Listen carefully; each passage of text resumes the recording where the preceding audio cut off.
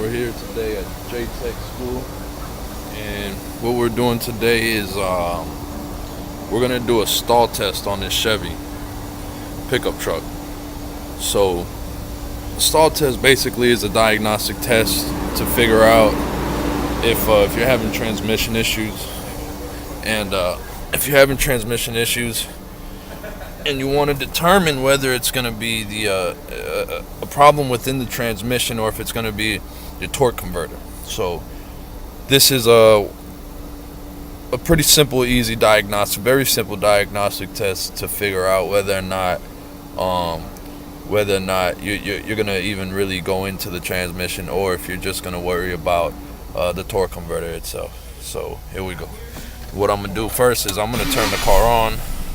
Turn the truck on so that, make sure everything is on and working, so that I want the engine to heat up a little bit, and I want to make sure that it's hot. And I'm gonna check the transmission fluid. You know, you want to check transmission fluid when it's hot and running, unlike oil. Transmission fluid is a little different. So if you do have a transmission dipstick, check your dipstick. If you don't, then check your, if you got a steel transmission, you'll probably have to go underneath and check your service port.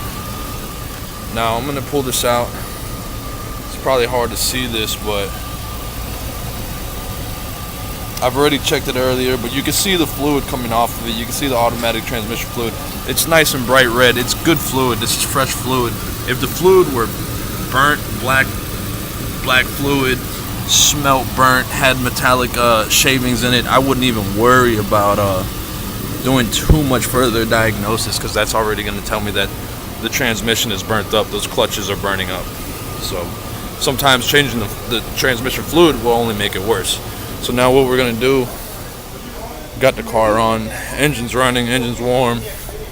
I'm going to come inside the truck and I'm going to put my foot on the brake, make sure there's nobody in front of you. Make sure you put some wheel chokes on your car or your truck before you do this, because you don't want to make a mistake and hurt somebody, be some garbage.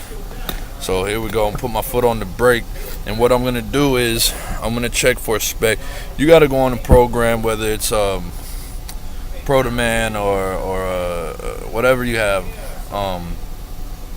ProLink, ProDemand, and check the spec for a stall test. Okay, if it's over spec, that's telling you that it's something within the transmission. Your clutches are slipping, they're burning up. You know, maybe your forward input clutch. You got to look into the transmission problem at that point. If it's under spec, then it's most likely you want to start looking toward the stator inside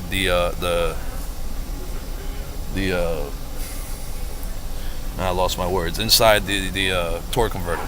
The stator inside the torque converter would indicate an under-spec, and over-spec would indicate burnt-up clutches or something else within the transmission. So to do a stall test, I'm going to put my foot on the brake. I'm going to snap throttle. 1 easy, 2 moderate, and 3 I'm going to snap throttle full wide open. And I'm going to watch my RPM gauge and see what we do.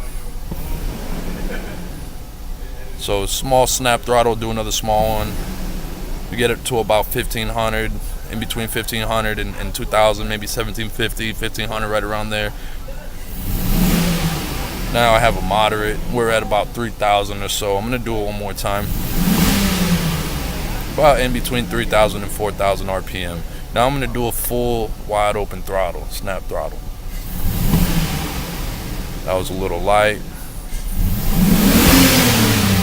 And we take it straight up to 5000 RPM. Now, I don't have the spec in front of me, but if I did, I'd be able to tell you whether this stall test is under spec or over spec. But whenever you do this, you want to make sure you have the specs. That's the only way to be able to without the spec, you can't really do the stall test. It's a simple test. It's very simple, and it's going to tell you which way to go, whether to go toward that stator or to go toward the transmission. And that's the stall test.